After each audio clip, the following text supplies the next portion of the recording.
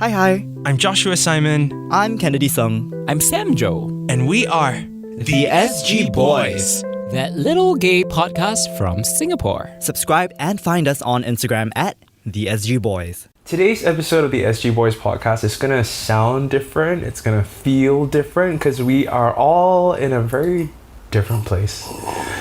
Yeah, because we're where? In fucking Bukit Panjang! Hey, what's wrong with Bukit Panjang? Bukit Panjang is nice, okay? A lot of cool people hang out at Bukit Panjang. We have KFC. In Chinese, they say it's a 鸟不生蛋的地方, which means like, even the birds don't want to lay eggs here.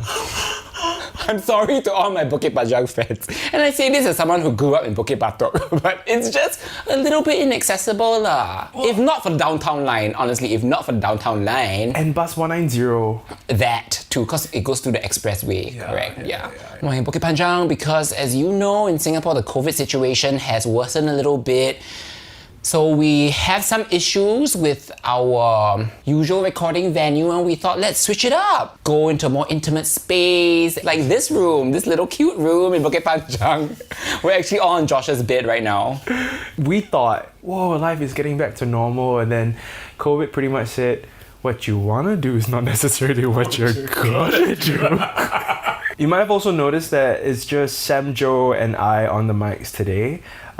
We have some news to share. Unfortunately, Kennedy will be taking a break from the SG Boys podcast. We're not sure when he'll be back, but we hope he'll be back soon. We wish him well. Yes, Kennedy, girl, I know you're listening. We're waiting for you. Speaking of girl, we have our precious SG Boys comms manager, Rachel Defoe, an ally to us and good friend of ours as well, who's gonna be joining us today. Hello! Woo! It's Rachel with 2 A's. Everybody give it up! It's been a while since we've had our Wow. Thunder? Get the thunder? Did you guys hear that? Thunder? That was Josh's stomach. He's very hungry. Just now we had brunch, then Josh was like, it's okay, I'll just have water, so...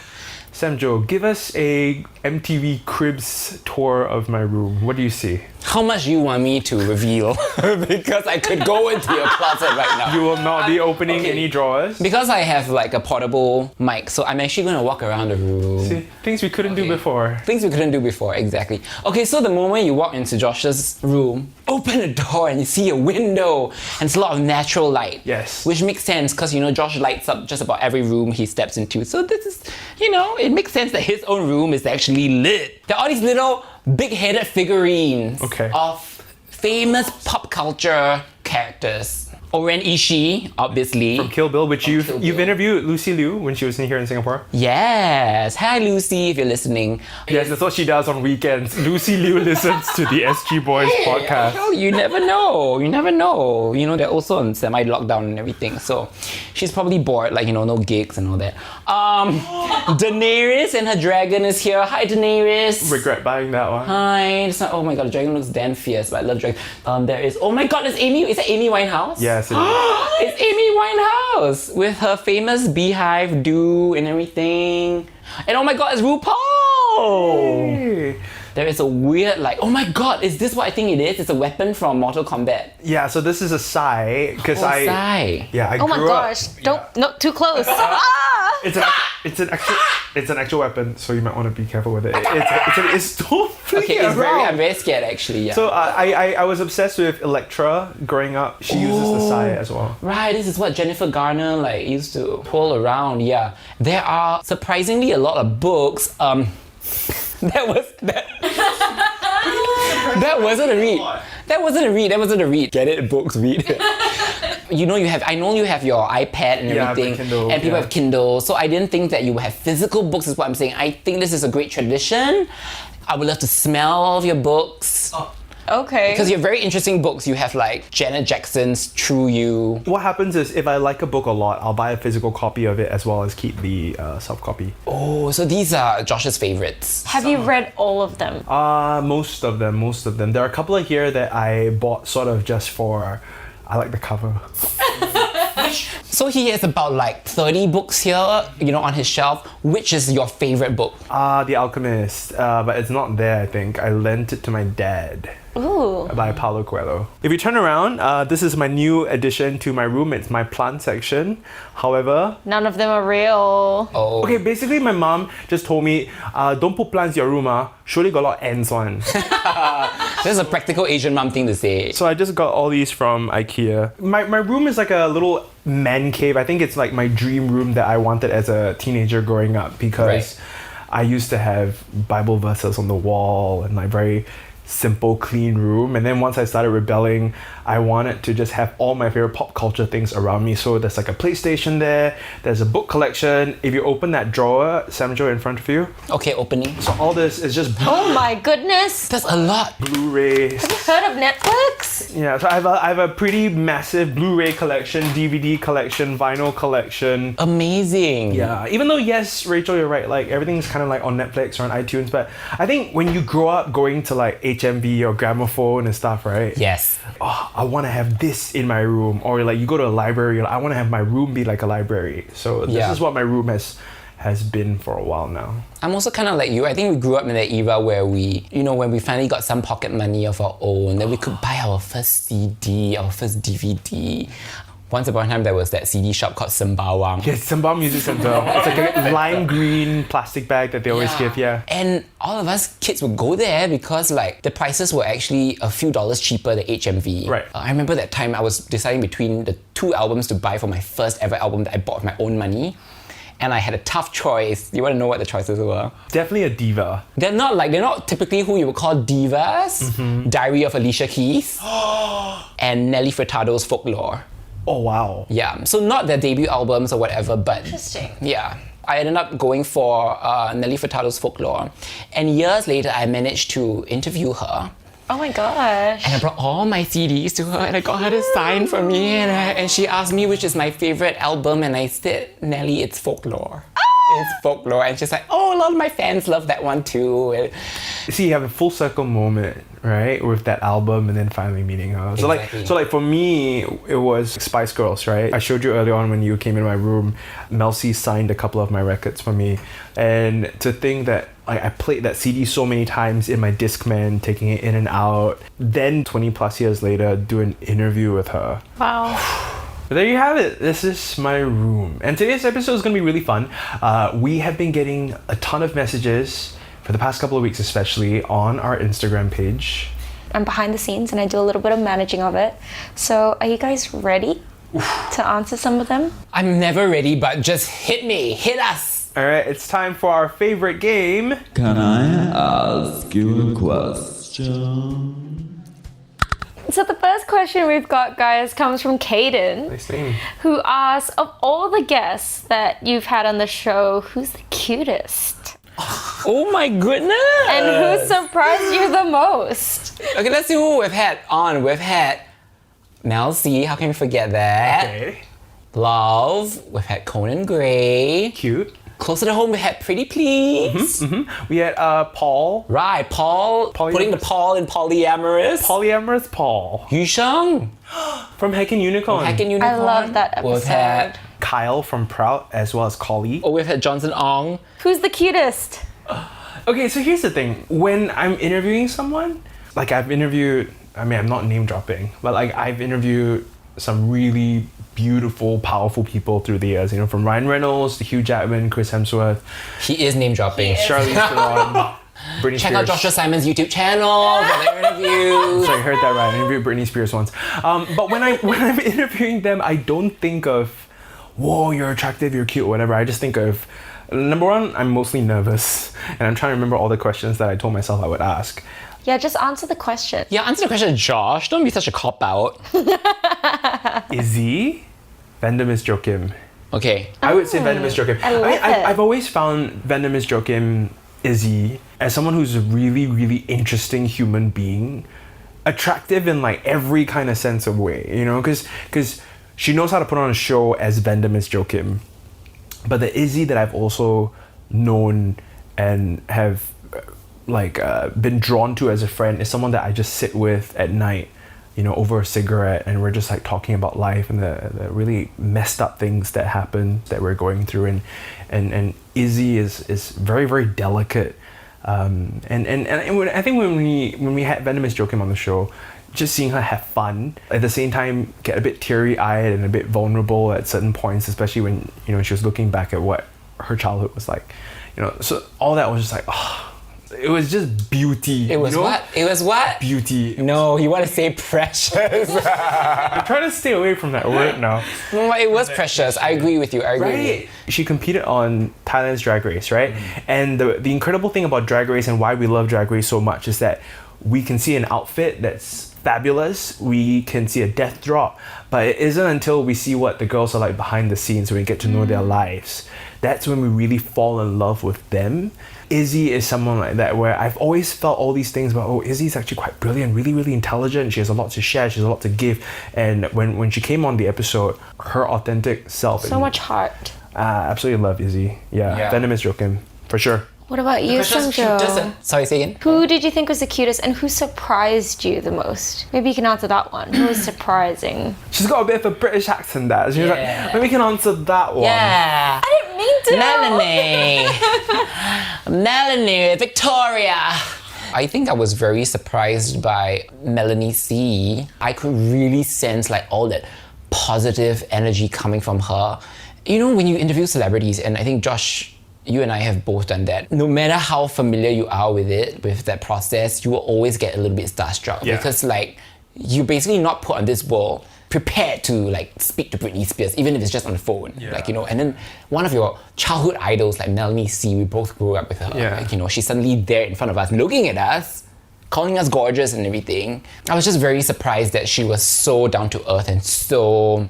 Not that I expected anything less from the Spice Girl, but I think seeing her and like having that rapport with her, seeing firsthand how strongly she felt about LGBTQ rights, that was very inspiring to me. It really made my day. I think it made my day, made my week, it made my month, it made my whole year. Like, oh my God, I'm still starstruck. Look at me go. Yeah, I'm sorry if you guys want us to like see who we're gonna be thirsting over. We don't really thirst over our. Slide into their DMs. You never know. Exactly. I mean, I can answer for Kennedy also. So Kennedy definitely liked Johnson and Paula.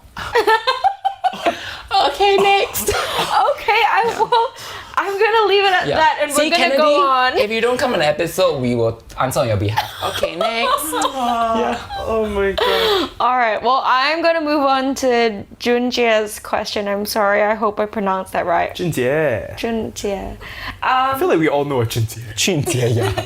JJ Lin is a Junjie. Yeah, Junjie. So JJ wants to know, how do you guys feel after listening back to the podcast episodes? Do you listen at all? I learn new things about Kennedy or about Samjo, or sometimes even about myself. The loneliness episode, I'll be like, I was so sad in that episode. I could hear how sad I was. The coming out episode was tough as well. So certain moments, I think really tender moments, because it's also like a time capsule of where each of us were at then. So I like the little like jabs at each other and you singing along and stuff like that with Kennedy. It's like those are like the fun moments I always like play back to. Yeah, I also listen to it a lot because all of us kind of like, before the episode actually goes up, we listen to the draft version. There are a lot of considerations behind putting an episode out. Do we include this? Could it be too sensitive? Are we worried? And are we ready? Yeah. I think that's something that, as the comms person, I always try and ask the guests that come on the show, they don't owe us their story, and it's always an honor to hear it. It's same for you guys, because I guess we're so aware that you're each like living through it as well. Yeah, and for me, like I guess maybe it's occupational hazard because I'm a journalist by training, right?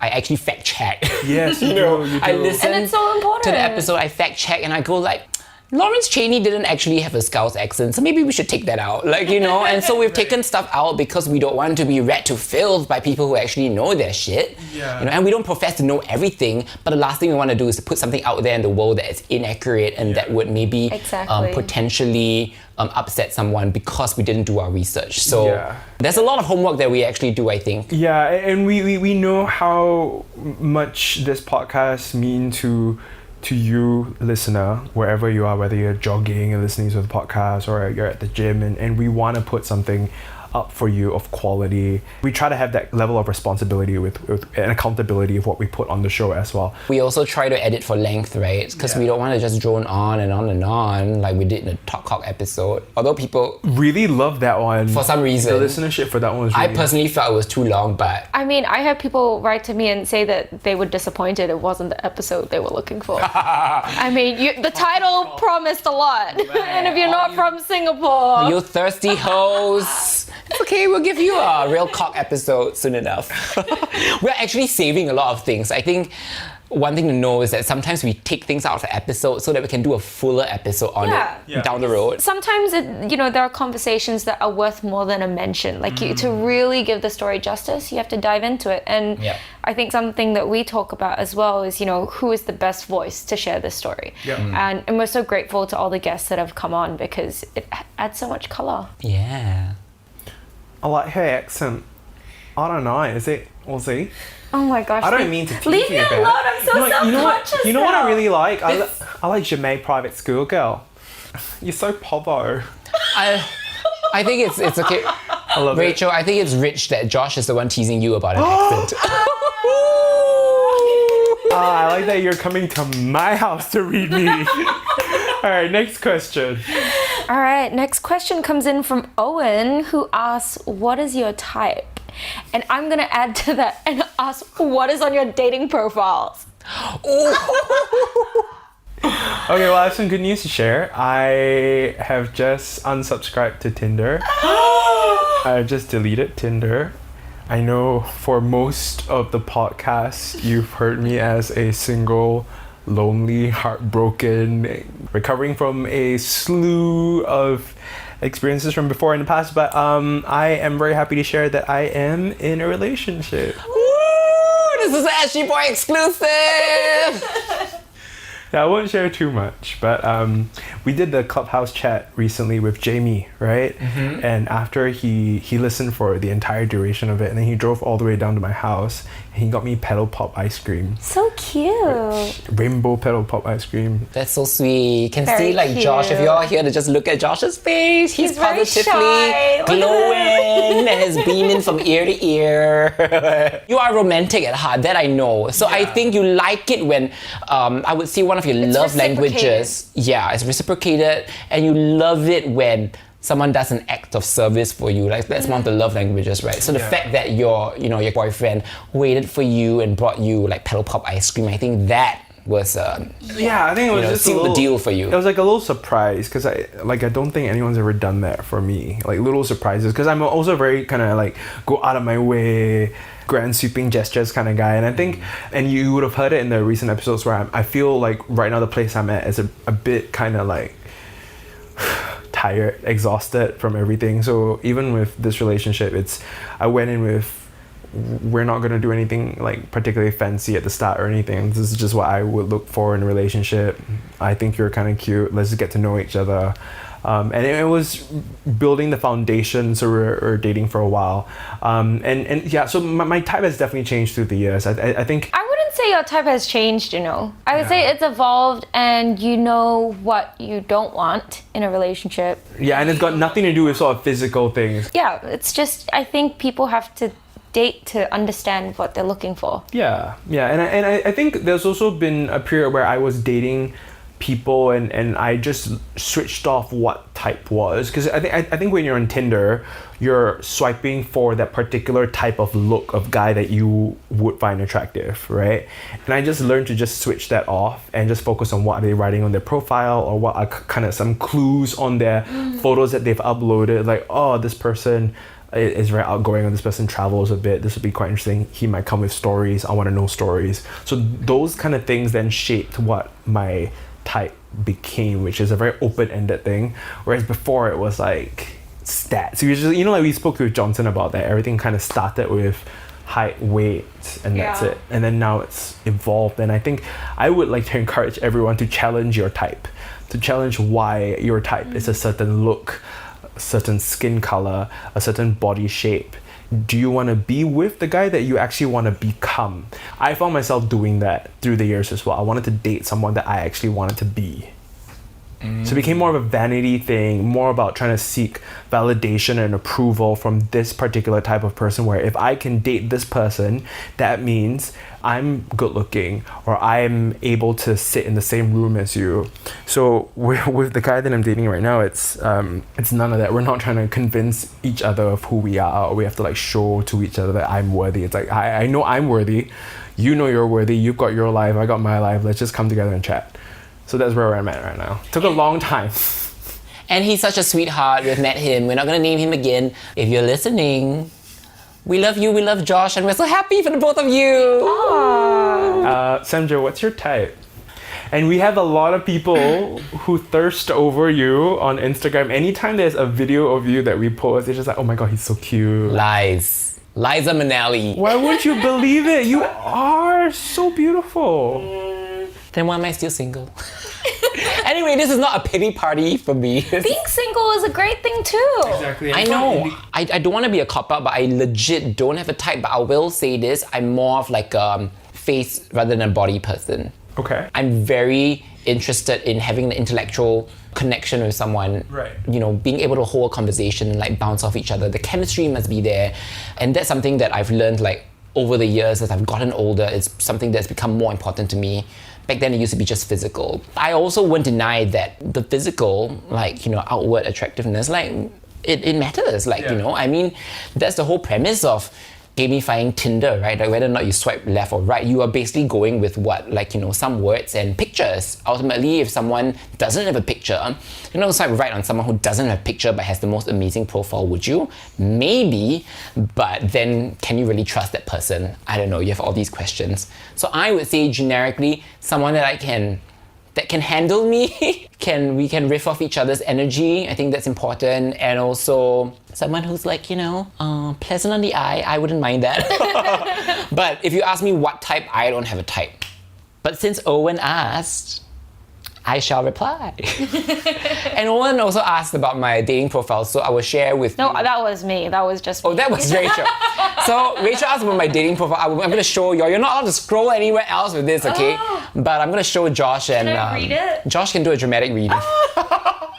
I'm okay with sharing these things. Wow. Okay, actually you look very handsome in Oh my this gosh, photo. so cute. You're licking your lips. I'm just savoring my You coffee. can see his dimple on his cheek, you know, and it says SJ32, less than a kilometer away. Of course. It says mostly sweet, sometimes salty, always crunchy, just like my popcorn. I don't think crunchy. What's crunchy? Excuse you. That's why I didn't write crusty. I wrote crunchy. It's a metaphor. It's a metaphor. Get it? Okay. Can I look at the photos? Yeah, you can look at the photos. My photos. Please don't scroll anywhere else. Second photo is him. This is a mandatory gay Tinder shot, which is at the swimming pool. At the swimming pool, infinity pool would be preferred. That was at Omnia Bali. Oh my gosh, I have a photo there too. Yeah, it's a lovely place. This third photo is what I would call precious. Okay, it's Samjo looking over his shoulder, and there's a little bird on his shoulder, and he's clearly at Pink Dot. I was at Pink Dot, and that was the year I met that little bird. His name is Goji. And he belongs to his bird mama, Gabrina, who is this amazing human being who is such an animal lover. You are the one who's now single in the SG Boys trio. So we hope that you'll be hitched next. We'll see. I mean, if it's meant to happen, then it'll happen. But I'm not gonna, hold my breath for it. All right. Well, I'm excited to ask this question because it comes from my cousin Jeanette, all the way from Australia. She listens to the podcast with her partner Reagan. She wants to know what your favorite date spots are in Singapore. Like, where would you take someone out to? Well, if you want a good first date spot that will also be your last, well, I'm the expert.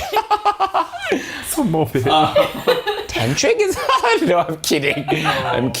Tantric is like if you want to get sloshed and then get into each other's pants by the end of the night. So probably not that. Or have them hit on someone else. Oh, Josh. Well, Josh, is that speaking from personal experience? Even if I said yes, do you really want? That's what people are tuning in for. Actually, you know what? I want to flip it around just real quick, just to throw this on the table, right? Okay, two friends of mine. One of them went on a first date and she was really annoyed that he took her to a hawker center. And she said, I'm not going to go out with the guy who took me to a hawker center on a first date. Well, that's ridiculous. On the flip side, I have another friend had their first date at a hawker center and she was so chill about it. She was like, I'm going to order from all these different stalls at the same time. We're going to get xiao long bao here to see it's cheaper and all this. And it became like a massive feast. And for people overseas, a hawker center is like a food court, a nod to eateries and chefs on the street that we used to have, where they would have hawkers on the street with a wok and they would fry and cook stuff and sell them off the street. You can still see them in like Southeast Asia, still very common here. And they got married. They're married now. And he took it as sort of an indication that, whoa, she was so comfortable with just eating at a hawker center. Even though we can afford to go to like a Michelin star restaurant, the fact that you're cool with just focusing on the two of us, regardless of where we are, I kind of like that girl. But I guess also for the first person, I guess if you like that kind of extravagance and you want that first step to be, oh, this guy's making an effort to book us a nice fancy table and stuff. I mean, I don't want to knock you for it lah. I always feel like first date should be in your real space, being where you really exist, where you would usually eat, and then that's how you can see whether someone fits into it. But I don't know. What about you? I think it depends on who also. So it's very important to read the other person, right? I will always check what the other person is comfortable with, like what their budget is, for instance, like, you know, because you can't expect like one party to just pick up the entire tab. Is it just a meet up and see how it goes kind of date? Or is it like, I've met this person before in a social setting, like in a platonic setting. Now we're trying to explore the romantic side of things. Now that I feel like warrants a little bit more planning, a little bit like, you know, it's a bit more of like, you want to have more of a sense of occasion about it. Right. So maybe I would choose like... Very important in Singapore. Yeah, exactly, right? Because you don't want to be all hot and sweaty. I mean, that can come later at night, but you don't want it there and then, you know. Have you guys ever felt like in Singapore there are certain places where you feel you can be more open on a date? Yeah, I was just gonna say, because we did this interview recently, didn't we? Where we talked about how in the dating process, I guess, when you're living in a country where you don't have that freedom to express yourself with your partner openly, whether it be, you know, holding hands or maybe a kiss on the cheek even, which I guess straight couples, that's like, I'm guessing a norm, right? They seem to always make out whenever there's an escalator. But for gay people, you always got to think of, I have to hold your hand in the car. And I can only kiss you in the car or when no one's looking.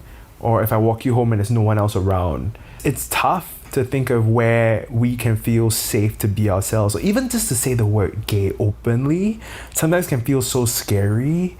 But also that shows you where they are currently at in their journey of being comfortable with themselves given the circumstances around them at that time. But now, Rachel, when you bring up that point about do you feel safe as a gay person, now I think a couple of places do come to mind. Oh, really? Yeah, not too long ago I went on a date at Free the Robot.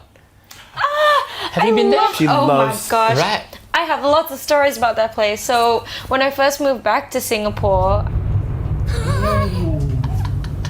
Rachel was so Wait, this is just for anyone who's gonna quickly jot this down. This is at Telok Ayer, really close to the MRT. So at night, it's a cocktail bar, fabulous, called Bitters in Love. I had my 21st birthday there. They're super open, and they're just a fabulous bunch. I mean, you go there, you can see a lot of pride flags hanging around. Like, quite a few of the staff are also like queer. I think it's a good combination of like service, of like the vibe is great, it's very chill, and you also feel like completely at ease. You look around and you can see other gay couples as well. Yeah. So you don't feel like, but at the same time, it's also like a mixed kind of place. Yeah, it's not necessarily a gay bar, but it's a place where like anybody can feel comfortable, and that's what I've always loved about that place. Exactly, and even if you were to have sort of the occasional tourist or the person who read about this place through a blog or anything, and they may not necessarily know that it's a very kind of open space for people to feel comfortable, like you can feel like no matter what, there'll be someone there who can stick up for you, you know, help diffuse whatever situation if it happens to come up. And that whole Telok Ayer street, actually, you can see sometimes a little pride flag sticking out at the top of the window, like a lighthouse saying, okay, you can come here, you're gonna be all right here. And what you can can do after you're done with brunch or lunch or whatever and you feel like a little tipple.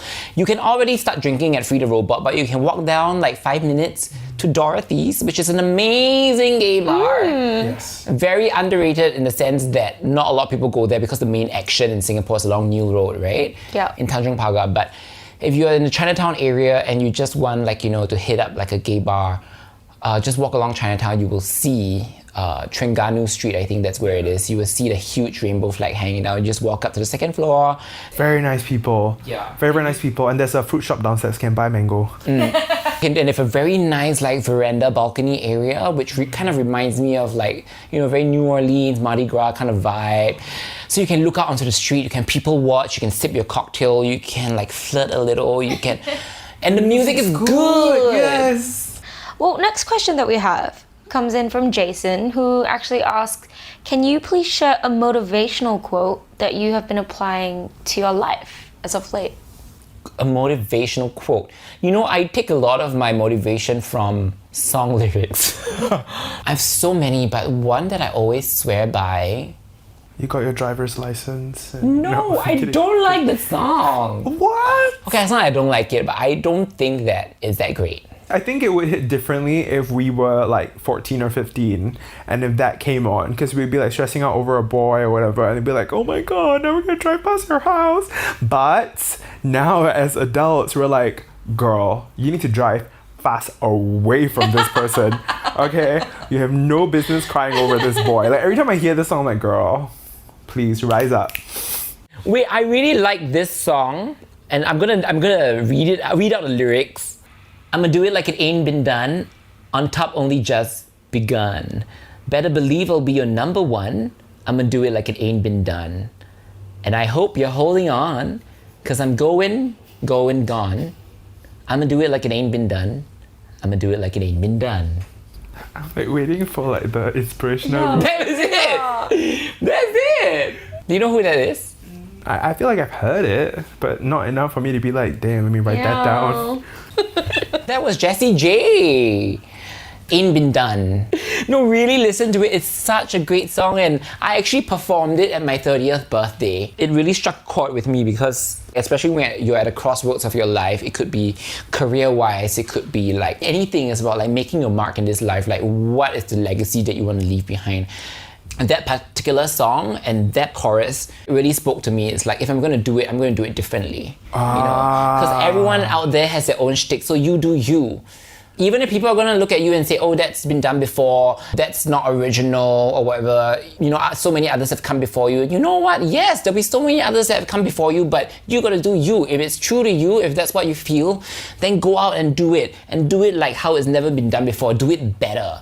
Just because you're not first. I love it. Yeah. Shouldn't stop you. Do it better. Preach. Do it like it ain't been done. Everyone is different and special and unique in their own way if you allow yourself to be that person, And if you try to be like everyone else, you're, my dog's barking. Yeah. So my dog's like, preach, yes. For me, there was this quote recently by an actor, I don't remember who it was, and I heard it kind of offhand while I was watching interviews, radio interviews from the US, from New York. And he said, there'll be a point in your life where you'll realize that everything that has happened to you was training for where you are now. Where a lot of the misadventures or things that you thought was going to happen a certain way, or even for me being in a relationship right now, I definitely went in with a lot of the lessons that I've learned from before with dating. It felt like everything was just training for how I am going to be, right? The boyfriend that I am now. Even this podcast, the day after the TED Talk thing didn't happen, and I went back to the office, and my boss had a chat with me over that and all the press that was around that, because my sexuality now became a very public thing. I remember going to the rooftop, and I remember just because I was strong for so long, and I just started crying by myself, and I just prayed to God, and I was like, I didn't know it would require more strength. After all this, there's still more that I need to go through, because I thought for me, this TED Talk thing, when it comes to the sort of coming out and my sexuality and things that I've gone through in my life, I thought that was going to be a full circle thing. Okay, I've done this, And now chapter closed. I don't have to deal with this ever again. And life just said, no, not done yet. All that became a setup for where we are now with this podcast. All that was training, had I known then that I was actually just preparing for right now. And when I think of the future, right now is also preparation for what tomorrow is going to be. Yep. But all either under repair or under construction, or like, still putting ourselves back together. Definitely. It could be from heartbreak or from a huge setback in life. The key is in the bouncing back. Coincidentally, this morning, before I met up with you guys, I was journaling, because I do that sometimes. I journal my thoughts. This is why I journaled, right? I said, Josh, you're so cool. Josh, you're so inspiring. Josh, you're so awesome. Josh, I hate you. Josh, I never want to see you again. Josh, you really hurt me for saying that. Josh, you really hurt me for doing that. Josh, I think you're fake. So I wrote down all these different iterations of how people perceive me as, both the good and the bad, or Josh, I never really care much about you. I thought you were kind of weird. And I thought of how humans are in that sense where you are loved and liked, and at the same time you're hated at the same time, and people also don't care about you all at once. Every single one of us, right? We are a mixture of all these different things based on who we turn to. But the most important thing now is, who are you to yourself? Because I've had all that from obviously my perspective with different interactions that I've had with people and everything. But I'm still standing and I'm still walking and I'm still sort of like pulling myself along. So that's a sort of a deepening of what it means to love who you are. Yeah. Or to say you're not perfect, right? Because all of us have someone out there right now who will say that, oh, you actually hurt me and you're really not that nice. There'll be someone else who will say, no, he's actually great and he's a bit misunderstood. So sometimes I get very confused with all these different perceptions that people have of me, and I have to kind of go back to, but how do I feel about myself knowing all this knowledge? Is there still more to love? Is there still more to do? And that's kind of where we are when we say we're not perfect. And I think that very often we're so affected by what other people say about us, or how we think other people perceive us. They may not even have said it to our faces, but our inner saboteur comes up and tells us that, oh, we're not good enough. Oh, we're not worthy enough. I don't know if it's age or anything. I've learned to give less fucks, fewer fucks, essentially. Yep. And to quote Jessie J again, those who mind don't matter, and those who matter don't mind. Yeah. That has become easier to believe. Because I realize that this is my life and I can't live it for anyone else. I gotta live it for myself. Exactly. This new relationship that I'm in, and I'm very happy. For so long I've been single, right? There's been so much of, is it even happening? Is this real? Because for so long you think like, oh, I'm unlovable, or when he expresses love, I'm like, is it real? Am I dreaming? Is this weird? He's probably going to leave tomorrow and all that. Everything is great, and I'm not used to everything being great. I'm not used to everything being okay. But that is the inner saboteur. Yeah, it's precisely That's that inner saboteur that if you don't check it, it's going to affect your relationship at the end of the day. Because there you have a guy saying that he loves you wholeheartedly, but you are wondering like, is this real? And then that will affect how you react to that. So don't let it get to you. I feel like live in the moment. I've also been single for a lot of my life, and I know that feeling like what I have now is not guaranteed. I'm always scared to, as they say, jinx it. A lot of my friends always give me a hard time. They're like, Stamsha, you're so secretive about like who you date and who you like, you're seeing right now. And it's like, no, it's not that I'm deliberately secretive, because I'm just worried, and I've been bitten quite a few times where like, things are going fine, and then suddenly like, someone ghosts on me. Yeah. It doesn't work out. Why would I go to the extent of introducing him to all of you? And then you have to explain to everyone. And then when in the end that person like, drops out of my life, I have to pick up the pieces. So I'm just like, I'm not here for that. Yeah. So I get your fear, but you know what? This love is not like a prison cell where you keep each other contained. You're supposed to grow together out of that initial space, and you're supposed to go on this journey together. If they're meant to be with you, they will stay. Yeah. As a Gemini, you understand, you have two different versions of yourself, like throwing all these things at you. So I'm just doing what I can to check myself with my actions and my words.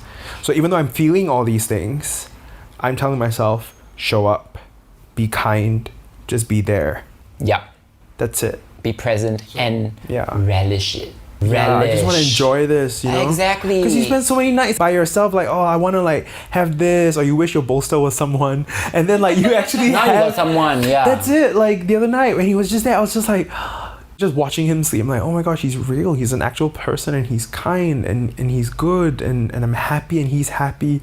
And I was like, oh, this is so. I just want like today to like last forever, and I just want to protect everything that we have. So change your playlist also lah. So instead of listening, instead of listening to like, oh, I wanna dance with somebody, you should be listening to Treated Me Kind, Sweet Destiny. Carried me through desperation. You're a much better singer than this, Josh. You never tried. For the first time, we're having our microphones kind of like taped to our collar. Cheers. And we're like walking around the room. We're like sipping rosé to honor. Who didn't win? Who freaking flopped at the finale? Let's just face it. I was gonna say we're gonna honor rosé from Blackpink, but okay. No, I mean my favorite is Jisoo. Everyone knows that. You know, we can actually take these microphones out and we can do an SG Boys on the go. We should. Yeah. And we should ask everyone who their favorite drag queen is, who their favorite Blackpink member is. We can just ask like gay questions. Those aren't gay questions. I'm sorry, but they're universal. Okay, sorry, that's what I meant. That's what I meant. Let's rephrase. I have a favorite drag queen too, okay? This is why we still need straight friends to keep us in check. The SG Boys. That little gay podcast from Singapore. Subscribe and find us on Instagram at the SG Boys. The beliefs, views, and opinions expressed on this podcast are attributable to its hosts only and are not intended to malign any religion, ethnic group, organization, company, or individual.